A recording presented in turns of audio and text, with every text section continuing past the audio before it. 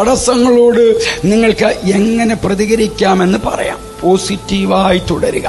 പ്രശ്നത്തിൽ ശ്രദ്ധ കേന്ദ്രീകരിക്കുന്നതിന് പകരം നിങ്ങൾക്ക് പഠിക്കാൻ കഴിയുന്ന കാര്യങ്ങളിലും നിങ്ങൾക്ക് ദൈവത്തിൽ കൂടുതൽ എങ്ങനെ വിശ്വസിക്കാമെന്നതിലും ശ്രദ്ധ കേന്ദ്രീകരിക്കുക. ശക്തിക്കും ജ്ഞാനത്തിനും വേണ്ടി ദൈവത്തോട് അപേക്ഷിക്കുക.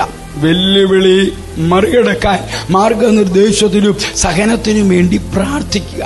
മൂന്നാമത്, തളരരുത്. പുരോഗതി മന്ദഗതിയിലാണെങ്കിലും മുന്നോട്ട് നീങ്ങിക്കൊണ്ടിരിക്കുക. ഓരോ ചുവടും പ്രധാനമാണ് എന്ന് ഓർമ്മിക്കുക.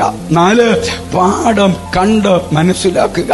തടസ്സങ്ങൾ പലപ്പോഴും നമ്മെ പുതിയ കഴിവുകളും വിനയവും ആഴമേറിയ വിശ്വാസവും പഠിപ്പിക്കുന്നു. സഹോദരങ്ങളെ, എന്റെ ഉപദേശം ഇതാണ്: നിങ്ങളുടെ യാത്രയിൽ നിങ്ങൾ ഒരു തടസ്സം നേരിടുമ്പോഴെല്ലാം നിർത്തി അതിനെക്കുറിച്ച് ദൈവത്തോട് സംസാരിക്കുക. അതിലൂടെ ദൈവം നിങ്ങളെ എന്താണ് പഠിപ്പിക്കാൻ ആഗ്രഹിക്കുന്നതെന്ന് കാണിക്കാൻ കർത്താവിനോട് ആവശ്യപ്പെടുക.